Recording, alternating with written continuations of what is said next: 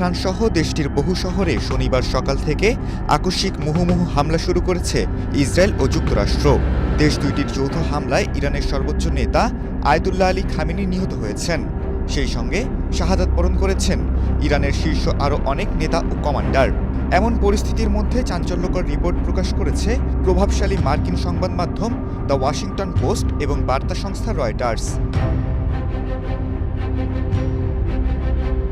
প্রতিবেদনে বলা হয়েছে, ইরানে হামলা শুরুর নেপথ্যে রয়েছে ইসরায়েল ও সৌদি আরব।